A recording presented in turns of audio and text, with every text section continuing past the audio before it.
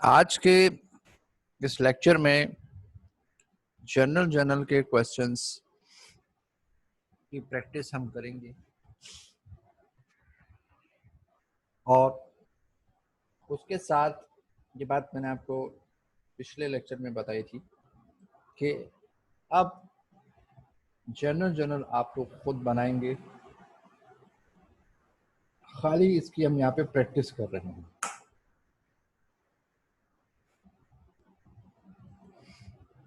तो आपके स्क्रीन पे कुछ क्वेश्चन आपके सामने मौजूद हैं जिसमें लिखा हुआ है कि सर्विस ओरिएंटेड बिजनेस। ये बात हमने सीखी थी इंट्रोडक्शन टू अकाउंटिंग में कि बिजनेस की 3 टाइप्स होती हैं। एक को हम कहते हैं सर्विस ओरिएंटेड बिजनेस, जिसमें एक बिजनेस सर्विसेज प्रोवाइड करके पैसे कमाता है। दूसरे को हम कहते हैं ट्रेडिंग बिजनेस, जिसमें एक बिजनेस चीज़ों को खरीद के और फिर सेल करता है और उस सेल के ज़रिए रेवेन्यू जनरेट कर रहा होता है। तीसरा हमने जो बिजनेस की टाइप पढ़ी थी वो थी मैन्युफैक्चरिंग बिजनेस। मैन्युफैक्चरिंग बिजनेस वो होता है जिसमें चीज़ें ज़ीरो लेवल से तैयार की जाती हैं, नई चीज़ें बनाई जाती हैं, पुरानी चीज़ें या ऑलरेडी मैन्युफैक्चर्ड चीज़ों का जिक्र वहाँ पे नहीं होता। ये हमने डिस्कस किया था।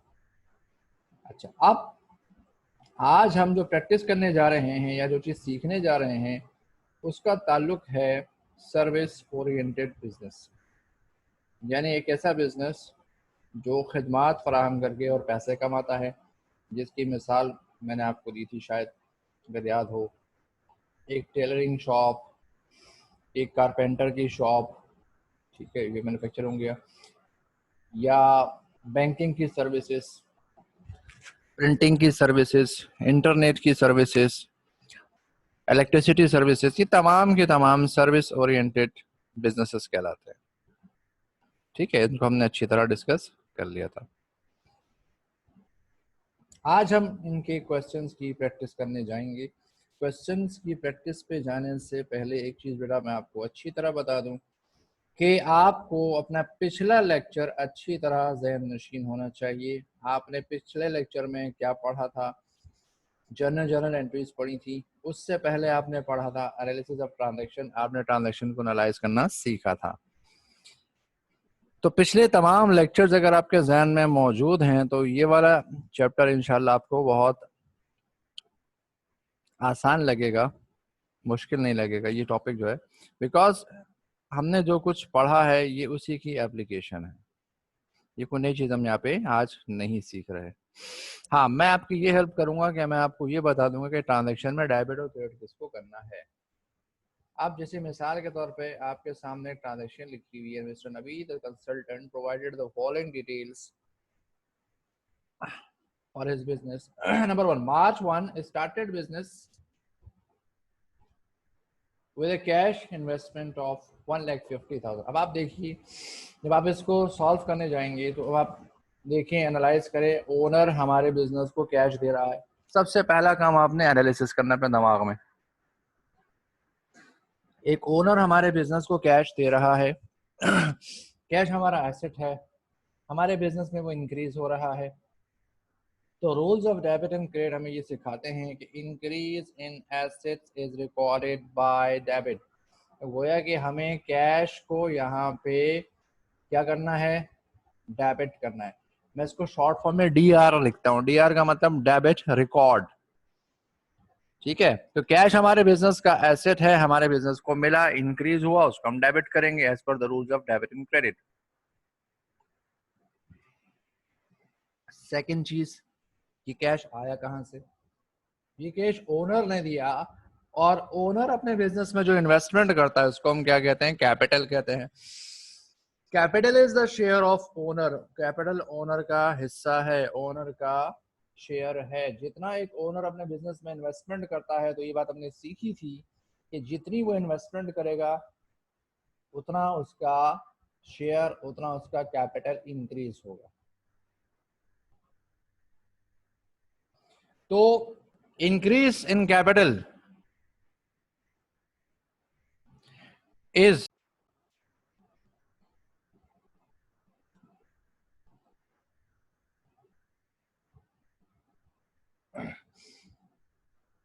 अच्छा बेटा, आपको आवाज आ रही मेरी साफ क्लियर स्क्रीन पे नजर आ रहा है? ओके। अब ये पैसे हमें किसने दिए? ओनर ने दिए। अब ओनर का शेयर, ये हमने सीखा था अकाउंटिंग इक्वेशन के अंदर भी और जनरल के अंदर भी। एक ओनर अपने बिजनेस में जितनी इन्वेस्टमेंट करेगा उतना उसका शेयर यानी उतना उसका कैपिटल इंक्रीज होगा। और फिर हमने rules of debit and credit में ही सीखा था कि increase in capital is recorded by credit. Credit को मैं शॉर्ट फॉर्म में CR लिख देता हूँ। CR का मतलब क्रेडिट रिकॉर्ड, DR का मतलब डेबिट रिकॉर्ड। अब आप अपने घर में बैठ के सवाल का स्क्रीनशॉट ले लें और जब आप इसकी जर्नल एंट्री बनाएंगे अपनी कॉपी के अंदर, तो आपने जर्नल में डेबिट क्या करना होगा? कैश। और क्या क्रेडिट क्या करना होगा आपने? कैपिटल। यहाँ तक क्लियर है? कोई कंफ्यूजन तो नहीं है इसमें?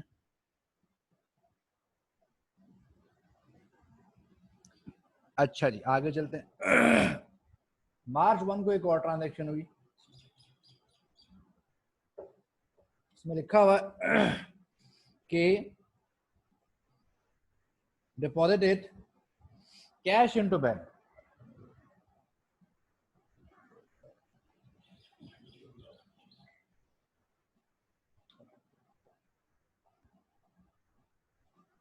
जी, डिपॉजिटेड कैश इनटू बैंक। अब अगर इस ट्रांजैक्शन को हम एनालाइज करें, हम अपने बैंक में कैश जमा करवा रहे हैं, तो बैंक बैलेंस हमारा एसेट है और बैंक में जितने आप पैसे जमा करवाएंगे उतना आपका बैंक बैलेंस बढ़ेगा। तो जब बैंक बढ़ेगा उसको कहाँ रिकॉर्ड करेंगे?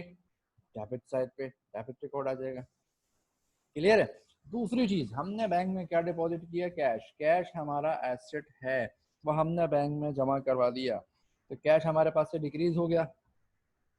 कैश हमारा एसेट है, decrease in asset is recorded by credit. हम क्या करेंगे? बैंक को डेबिट करेंगे और कैश को क्रेडिट करेंगे जर्नल एंट्रीज के अंदर। जब आप इस ट्रांजेक्शन का घर पे जर्नल बनाएंगे, उसमें आप क्या करेंगे? डेबिट किसको करेंगे? बैंक को। और क्रेडिट किसको करेंगे? कैश को करेंगे। आगे चलते हैं। March 5, provided services to a customer and received cash from him 10,000. Provided services to a customer. अब जैसे मैंने ऊपर क्वेश्चन के टॉपिक पे लिखा था सर्विस ओरिएंटेड बिजनेस, आपको सिखाने के लिए एग्जाम में इस तरह लिखा हुआ नहीं आएगा, लेकिन चूंकि फिलहाल हम जर्नल सीख रहे हैं इनिशियल लेवल पे, तो मैंने आपको उसके ऊपर लिख के दिखा दिया कि ये सर्विस ओरिएंटेड बिजनेस का सवाल है। यानी ये एक ऐसा बिजनेस है जो सर्विसेज के जरिए अपनी इनकम जनरेट कर रहा है। तो यहाँ पे उन्होंने किसी कस्टमर को सर्विसेज प्रोवाइड की एंड रिसीव कैश। इनको क्या मिला? इनको मिला कैश। अब इसको एनालाइज कीजिए। हमें कैश मिला, कैश हमारा एसेट है और हमारे बिजनेस में एसेट क्या हुआ? इंक्रीज हुआ। तो increase in asset is recorded by debit. दूसरी चीज, ये कैश हमें कहां से मिला? ये कैश हमें मिला सर्विस इनकम के जरिए। तो इसका जो टाइटल ऑफ अकाउंट होगा, जैसे कि ब्रैकेट में लिखा हुआ भी है, इसका टाइटल ऑफ अकाउंट यहाँ पे हम लेंगे फी इनकम। यानी हमने किसी को सर्विसेज दी हैं और उन सर्विसेज के बदले हमने उनसे कुछ फीस चार्ज की है। तो सर्वे इसका जो टाइटल ऑफ अकाउंट है वो क्या होगा? फी इनकम होगा। ठीक है? फी इनकम। फी इनकम हमारा रेवेन्यू है। जितना हम कस्टमर्स को सर्विसेज प्रोवाइड करेंगे उतना हमारा रेवेन्यू का लेवल बढ़ेगा। तो आपने फीस इनकम जनरेट करना शुरू कर दी है, रेवेन्यू का लेवल इंक्रीज हुआ। Increase in revenue is recorded by credit. तो जर्नल में इसकी एंट्री क्या बनेगी? के कैश डेबिट फीस इनकम या फी इनकम क्रेडिट। बात समझ में आ रही? कोई कंफ्यूजन तो नहीं है इसके अंदर? Any problem? ये तमाम चीजें बेटा हम पहले भी डिस्कस कर चुके हैं, जस्ट उसको प्रैक्टिस कर रहे हैं यहाँ पे। प्रैक्टिस का मतलब हमको नई चीज नहीं सीख रहे, बल्कि जो ऑलरेडी चीजें हमने सीखी हुई है उसी को हम मजीद अपने आप को उसमें फ्लो कर रहे हैं। फ्लुएंसी लाने के लिए हम इसको प्रैक्टिस कर रहे हैं। आगे मार्च 15 में लिखा हुआ ट्रांजेक्शन के provided services to another customer on credit. अब हमने एक और कस्टमर को सर्विसेज प्रोवाइड की। याद रखिएगा, सर्विसेज जैसे ही आप प्रोवाइड करेंगे आपका रेवेन्यू जनरेट हो जाएगा, आपका रेवेन्यू बन जाएगा, चाहे आपने उसके बदले कैश रिसीव किया हो या ना किया हो। आज समझ में आ रही? अगर कैश रिसीव कर लिया तब भी आपका रेवेन्यू इंक्रीज हो रहा है, और अगर कैश रिसीव नहीं किया, सर्विसेज प्रोवाइड कर दी हैं, तब भी आपका रेवेन्यू इंक्रीज हो रहा है। इस क्वेश्चन में आप देखिए, आपने कस्टमर को सर्विसेज तो प्रोवाइड कर, पैसे नहीं दी, वो पैसे आपको बाद में देगा। ये हमने सीखा था अकाउंटिंग इक्वेशन में और जर्नल में कि जो पैसे हम बाद में कस्टमर से लेते हैं उनको हम अकाउंट्स रिसीवेबल कहते हैं। तो अकाउंट्स रिसीवेबल हमारा एसेट है, जितना हम उधार पे सर्विसेज देंगे उतना हमारा अकाउंट्स रिसीवेबल बढ़ेगा, और जब अकाउंट रिसीवेबल बढ़ेगा, increase in asset is recorded by debit. Secondly हमारी इनकम बढ़ रही है, उस इनकम का नाम क्या होगा? फी इनकम। आप सर्विसेज दे चुके, कैश मिला या नहीं मिला वो बात की बात है, आप सर्विसेज दे चुके, आपका रेवेन्यू बन चुका और रेवेन्यू इंक्रीज हो गया, तो increase in revenue recorded by credit. हमारी एंट्री क्या बनी? जर्नल के अंदर हम जाएंगे, जर्नल में डेबिट की पोजीशन पे लिखेंगे अकाउंट्स रिसीवेबल, डेबिट में उसके आगे लिखेंगे अमाउंट 15,000, और क्रेडिट की पोजीशन पे लिखेंगे फी इनकम, और उसके आगे क्रेडिट के कॉलम में लिख देंगे 15,000 रुपीज। नरेशन में आप लिख देंगे to record credit services, provided services to credit customer या provided services to customers on credit। जी बेटा, कंफ्यूजन तो नहीं है इसके अंदर कोई? क्लियर है सब कुछ? प्रॉब्लम? आगे चलते हैं। इसमें लिखा हुआ है कि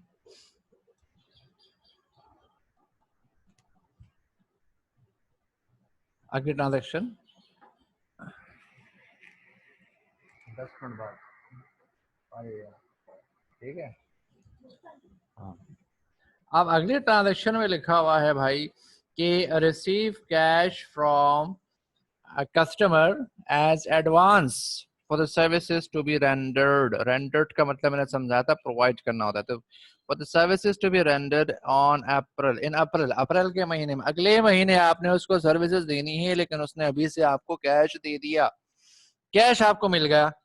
अच्छा, ये बात हमने सीखी थी उससे पहले भी कि हमें अगर हमारा कस्टमर एडवांस में कैश दे दे, यानी उसने हमें कैश तो दे दिया लेकिन हमने उसको सर्विसेज प्रोवाइड नहीं की, तो गोया कि हमारे ऊपर एक लाइबिलिटी अराइज होती है, लाइबिलिटी जनरेट होती है, जिसको हम रिकॉर्ड करते हैं। हमारे ब्रैकेट में दिया हुआ भी है यहाँ पे क्वेश्चन के अंदर, अनअर्न के नाम से रिकॉर्ड करें। अनअर्न का मतलब कि हमें एडवांस में पैसे दे दिए कस्टमर ने, हमने उनको सर्विसेज प्रोवाइड नहीं की। देखिए बेटा, दो चीजें हैं, एक होता है अकाउंट्स रिसीवेबल और दूसरा होता है अनअर्न। ये एक दूसरे का अपोजिट है। कैसे? देखिए, अकाउंट्स रिसीवेबल में यूं होता है कि हम सर्विसेज प्रोवाइड कर देते हैं, पैसे हमें बाद में मिलते हैं, और अनअर्न में यूं होता है कि पैसे हमें एडवांस पहले मिल जाते हैं, सर्विसेज हम बाद में देते हैं। तो अकाउंट रिसीवेबल का मतलब हमने सर्विसेज दे दी, पैसे हमने लेने हैं, हमारी ओनरशिप बन गई है, that is an asset. Account receivable हमारा एसेट है। और अनअर्न्ड में हमने सर्विसेज प्रोवाइड नहीं की हैं, तो ये हमारे ऊपर एक लाइबिलिटी है कि जो हमने 20,000 रुपीज कस्टमर से मार्च 20 को रिसीव किए हैं, इसके बदले हमें नेक्स्ट मंथ में कस्टमर्स को सर्विसेज प्रोवाइड करनी है। तो लाइबिलिटी याद रखिएगा, सिर्फ पेमेंट की शक्ल में नहीं होती कि हमें किसी को कैश पे करना है, बल्कि लाइबिलिटी सर्विसेज की शक्ल में भी होती है कि जो एडवांसेस आपने कस्टमर्स से लिए हैं, उन एडवांसेस के बदले आपने कस्टमर्स को सर्विसेज प्रोवाइड करनी है। तो अगर आप इस ट्रांजेक्शन का एनालिसिस करेंगे तो आपको मिला 20,000 रुपीज का कैश। कैश हमारा एसेट है, हमारे बिजनेस का, हमें मिला, इंक्रीज हुआ, increase in asset is recorded by debit, तो हम कैश को कर देंगे डेबिट। दूसरी चीज, एक टाइटल ऑफ अकाउंट है जिसको हम कहेंगे अनअर्न फी या अनअर्न फी इनकम भी लिखना चाहें, एक ही बात है। अनअर्न्ड का मतलब मैंने बताया था कि पैसे आपको एडवांस मिल गए लेकिन आपने सर्विसेज प्रोवाइड नहीं की हैं, ये अब आपकी लायबिलिटी बन गई है। सर्विसेज प्रोवाइड नहीं की है तो ये लायबिलिटी है, और लायबिलिटी जितनी इंक्रीज करेगी उतना हम उसको क्रेडिट साइड पे रिकॉर्ड करते हैं। तो हमने कस्टमर से एडवांस देना शुरू किया, हमारे ऊपर लायबिलिटी बढ़ना शुरू हो गई। Increase in liability is recorded by credit. तो हम जनरल में जाएंगे, डेबिट की पोजीशन पे लिखेंगे कैश, इसको डेबिट कर देंगे 20,000 से। क्रेडिट की पोजीशन पे लिखेंगे अनअर्न फी इनकम, या अनअर्न फी भी कह सकते हो आप उसको, अनअर्न फी इनकम भी कह सकते हैं, कोई मसला नहीं इसके अंदर। अनअर्न फी इनकम को हम कर देंगे क्रेडिट। इनकम का वर्ड आ जाने की वजह से वो रेवेन्यू नहीं बनेगा। अनअर्नड इनकम जो होती है वो लाइबिलिटी ही रहती है। लाइबिलिटी जब बढ़ेगी, increase in liability is recorded by credit. यहाँ तक कोई कंफ्यूजन तो नहीं है, कोई प्रॉब्लम, कोई ऐसी चीज जो आपकी समझ में ना आई हो या न्यू हो आपके लिए? अच्छा जी, ये हमने बेटा आज एक एग्जांपल की सर्विस ओरिएंटेड बिजनेस के ऊपर।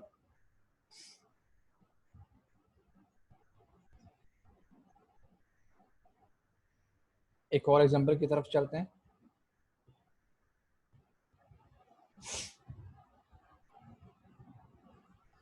Mister Nadeem started a business of A mechanic. एक मैकेनिक की दुकान खोली इन्होंने, and provided the following details. ये एक मैकेनिक है, मैकेनिक मतलब सर्विस प्रोवाइड करने वाला बिजनेस स्टार्ट किया इन्होंने। ये अपनी सर्विसेज देंगे और लोगों से उसके बदले पैसे लेंगे। तो सबसे पहली जो ट्रांजैक्शन है मई की 1 तारीख को क्या हुआ? Invested cash in the business. Analyse कीजिए हमारे बिजनेस को क्या मिला, कैश मिला। कैश हमारा एसेट है, इंक्रीज हुआ हमारे बिजनेस में, उसको डेबिट करेंगे। और ये कैश हमें ओनर ने दिया है, ओनर का शेयर इंक्रीज हुआ। जब ओनर का शेयर यानी कैपिटल इंक्रीज होता है तो उसको हम क्रेडिट करते हैं। जब आप जर्नल बनाएंगे अपने घर में कॉपी के अंदर, और उसके अंदर आप डेबिट की पोजीशन पे लिखेंगे कैश, आगे डेबिट के कॉलम में लिख देंगे 65,000 का अमाउंट, और क्रेडिट की पोजीशन में पर्टिकुलर्स में जाके लिखेंगे कैपिटल, और उसके आगे क्रेडिट के कॉलम में लिख देंगे 65,000। नरेशन में लिख देंगे to record the investment of mister Nadeem. दूसरी चीज, paid advance rent for the month. इस महीने का किराया दुकान का उन्होंने एडवांस में दिया 8,000 रुपया। तो ये बात ध्यान में रखिएगा, जब आप किसी को एडवांस खर्चा देते हैं तो उसको प्रीपेड एक्सपेंस कहते हैं। यहाँ पे हम दे रहे हैं एडवांस में रेंट। तो एडवांस रेंट जब पे किया जाता है उसको कहते हैं प्रीपेड रेंट या प्रीपेड रेंट एक्सपेंस भी आप उसको कह सकते हो। प्रीपेड रेंट आपने दे दिया। अब प्रीपेड आपका एसेट है, जितना आप अपने खर्चों की एडवांस पेमेंट करेंगे तो ये आपका एसेट रहेगा। और एसेट, जितना आप अपना पैसा दूसरों के एडवांस के तौर पे देंगे उतना आपका एडवांस उनके पास इंक्रीज होता रहेगा।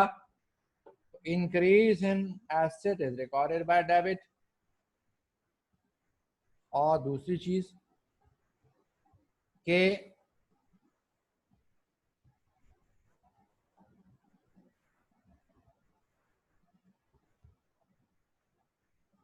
जो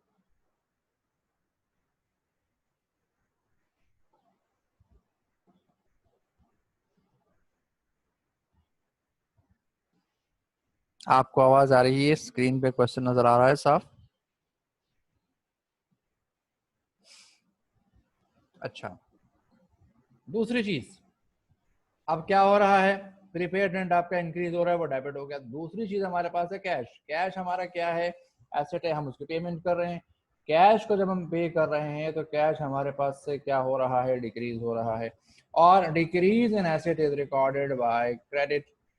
तो यहाँ पे प्रीपेड रेंट बढ़ रहा है, इंक्रीज हो रहा है। हम जितना एडवांस पेमेंट करेंगे, खर्चा एक एसेट हमारा इंक्रीज होगा।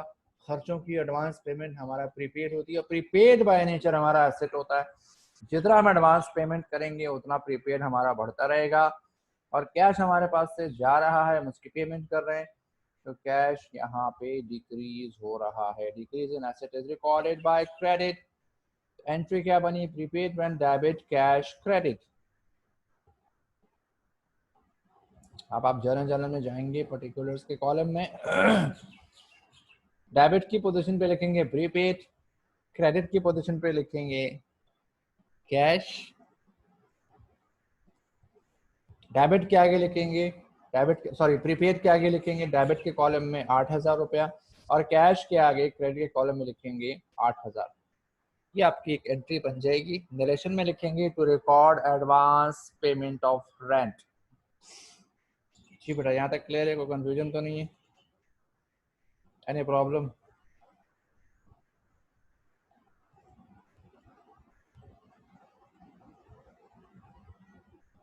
आगे चलते हैं। एक और ट्रांजैक्शन है, purchase tools and spare parts to be used in the business. हर मैकेनिक के पास आपने देखा होगा कुछ टूल्स होते हैं, कुछ इक्विपमेंट्स होते हैं उनके पास, जिनको वो इस्तेमाल करते हैं।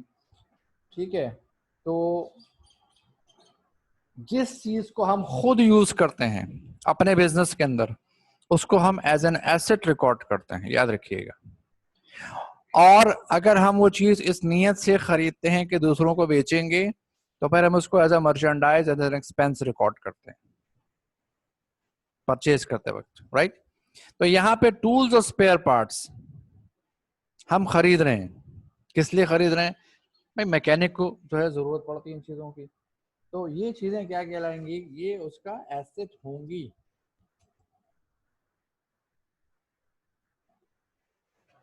ठीक है, और उसका नाम क्या रखा जाएगा? Tools and spare parts.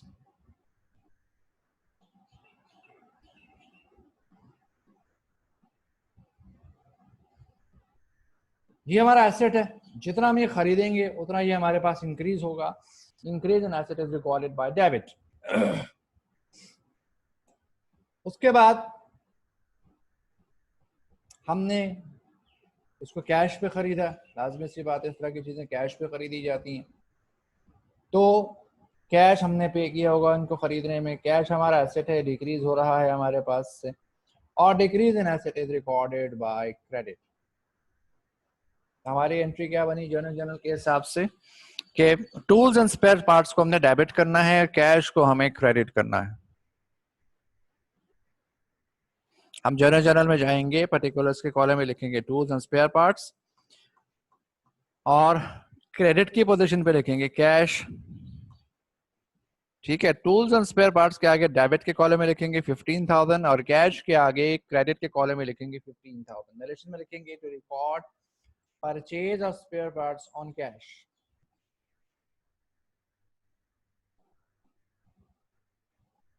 जी बेटा, यहाँ तक क्लियर है? कोई कंफ्यूजन तो नहीं है आप?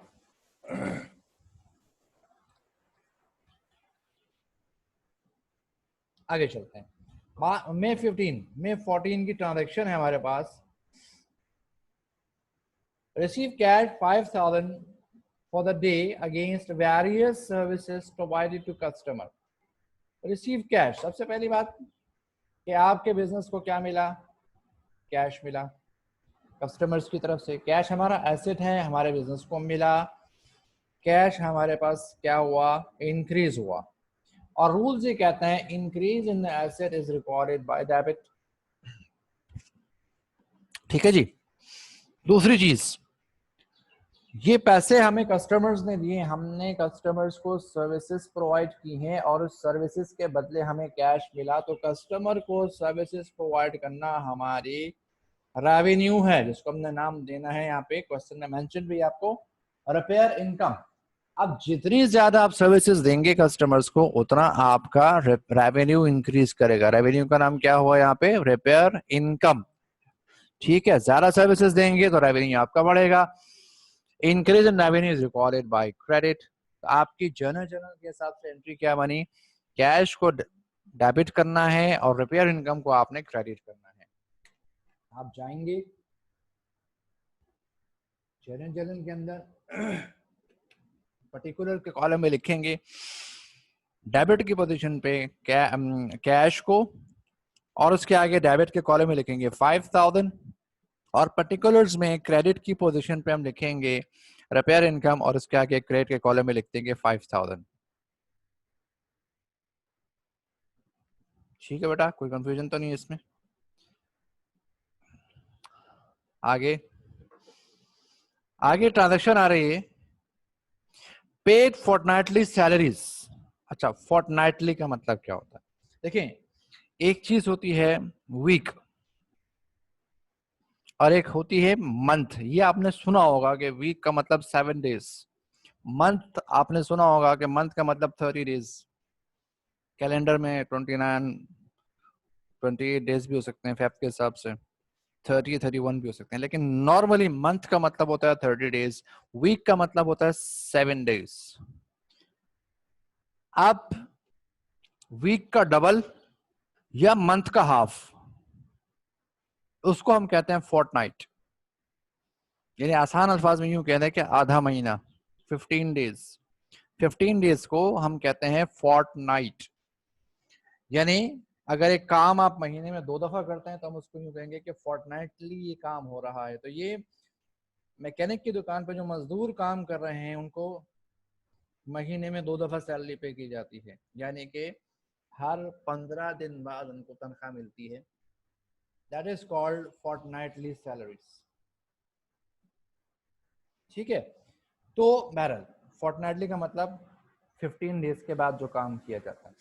हमने एम्प्लॉयज को सैलरी पे की, ये हमारे लिए क्या है? एक्सपेंसेस। का टाइटल ऑफ अकाउंट क्या होगा?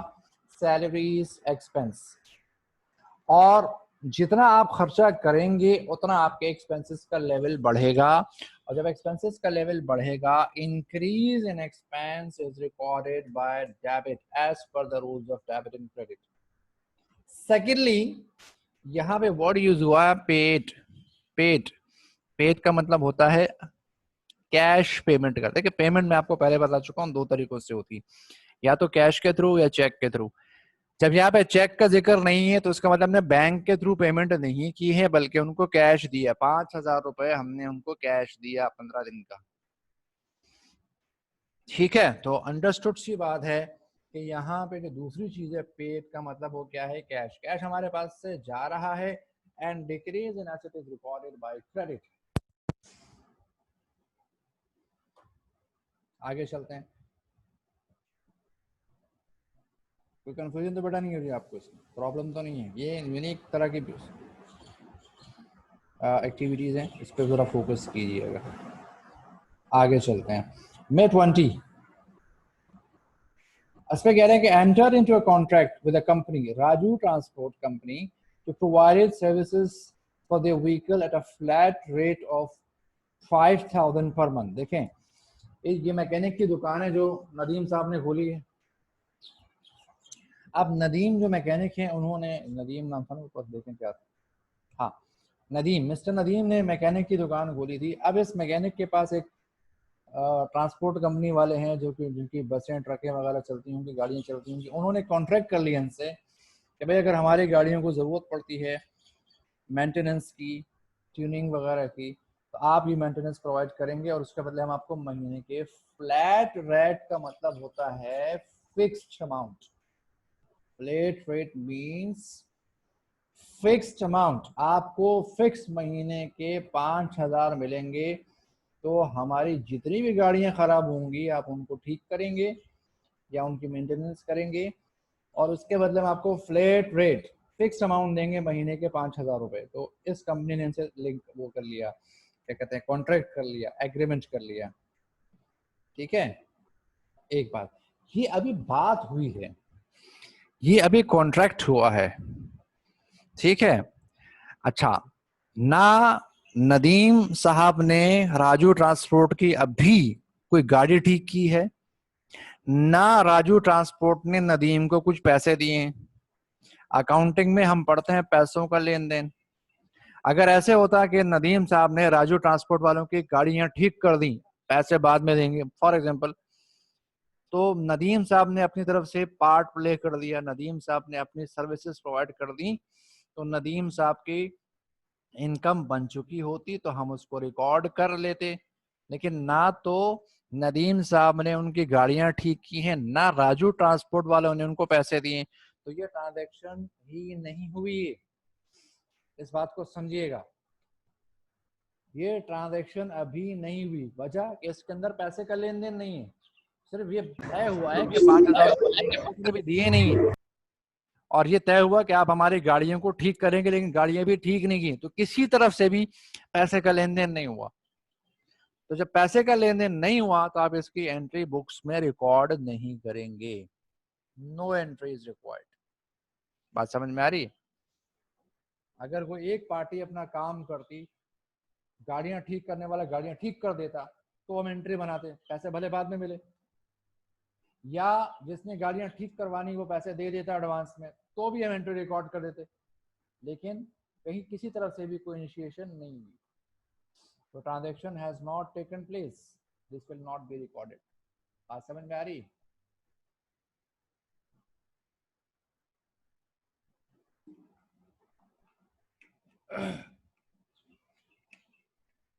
आगे चलते हैं।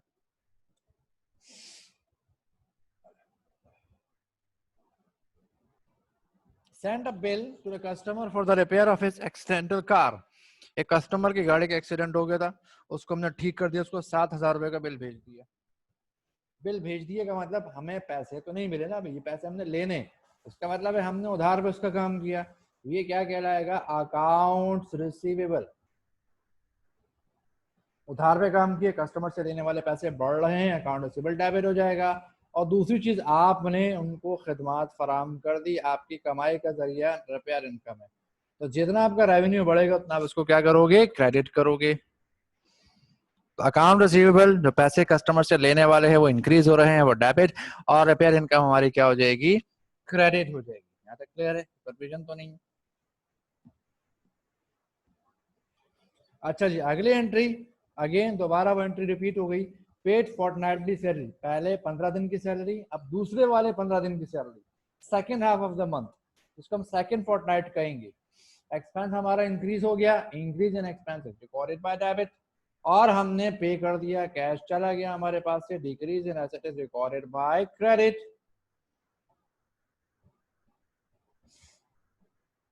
ठीक है जी, आगे चलते हैं। May 31, send a bill to Raju transport company for the month of May. अब बात, महीना खत्म हो गया, तो हमारा राजू ट्रांसपोर्ट से कॉन्ट्रैक्ट हुआ था 5,000 रुपए फिक्स पे, चाहे जितनी भी गाड़ियां होंगी उनकी, उसको हमने रिपेयर किया। तो जितनी गाड़ियां रिपेयर की थी या नहीं की थी, जो भी सिलसिला था, हमने 5,000 रुपए उनसे फिक्स लेने थे, उस 5,000 का हमने उनको बिल भेज दिया। यानी हमने राजू कंपनी से पैसे लेने हैं, अकाउंट्स रिसीवेबल हमारा इंक्रीज हुआ।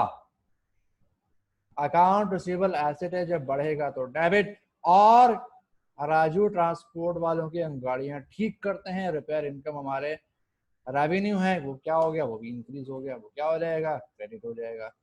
Account receivable increase debit, repair income revenue increase credit. जी बेटा, यहां तक क्लियर है? कोई कंफ्यूजन तो नहीं है आपको? तो आज के लेक्चर में हमने सीखा कि हम एनालिसिस, मैंने आपको बताया कि हम एनालिसिस करके और ये डिसाइड करेंगे कि किस टाइटल ऑफ अकाउंट को डेबिट करना है या किस टाइटल ऑफ अकाउंट को क्रेडिट करना है, वो हमने सीख लिया। उसके बाद जर्नल जर्नल आप लोग बनाएंगे अपनी कॉपीज के अंदर और इसको ड्रॉ करेंगे जर्नल जर्नल के फॉर्मेट में, जिस तरह मैंने आपको पहले सिखाया था। ये आपकी प्रैक्टिस होना शुरू हो गई। जितना ज्यादा आप इसकी प्रैक्टिस करेंगे, जितना ज्यादा स्ट्रॉन्ग आपका जर्नल जर्नल होगा बेटा, उतना ज्यादा इजी आपको अकाउंटिंग लगेगी। लेकिन अगर आपने जर्नल जर्नल को सिर्फ एक चैप्टर समझ के पढ़ा, जान छोड़ा इससे, तो आपकी आने वाली अकाउंटिंग की बेस भी उतनी ही वीक होगी। इसलिए इस पे फोकस करना है, इसको सिर्फ चैप्टर के तौर पे नहीं पढ़ना, बल्कि यहाँ पे जो आप डेबिट क्रेडिट के रूल्स सीख रहे हैं, डेबिट क्रेडिट की एप्लीकेशन सीख रहे हैं, सारी जिंदगी अकाउंटिंग में डेबिट क्रेडिट ही करना है। और उस डेबिट क्रेडिट को सीखने का, स्ट्रॉन्ग करने का सबसे इम्पोर्टेंट जो जरिया है वो जर्नल जर्नल का चैप्टर ही होता है। तो इस पे अच्छी तरह बेटा फोकस कीजिए। जो चैप्टर मैंने आपको पढ़ाए थे उसके स्क्रीनशॉट्स आपके सामने मौजूद होंगे। इसके अलावा इन लेक्चर्स को मैं ग्रेजुअली अपने यूट्यूब के चैनल पे अपलोड भी कर रहा हूं। आप लोग देख रहे होंगे अकाउंटिंग इक्वेशन के 2-3 लेक्चर्स मैंने अपलोड कर दिए। इसी तरह इंशाल्लाह इसके फौरन बाद डेली 2-3 दिन बाद में एक वीडियो अपलोड करता हूं। तो ये सारे लेक्चर्स जो आपके हो रहे हैं, इसको मैं इंशाल्लाह ग्रेजुअली यूट्यूब के चैनल पे अपलोड करूंगा। इस पे फोकस कीजिए और प्रैक्टिस अब आपका काम है, मेरा जो सिखाने का काम था वो मेजॉरिटी बहुत ज़्यादा मैं कर चुका हूँ। अब जो मेजॉरिटी काम है वो आप लोगों का है कि आप लोगों ने इसकी प्रैक्टिस करनी है। तो आज का लेक्चर मैं यहीं पे एंड करता हूँ। कल इंशाल्लाह हम एक नए लेक्चर के साथ ऑनलाइन मौजूद होंगे। तब तक के लिए खुदा हाफ़िज़।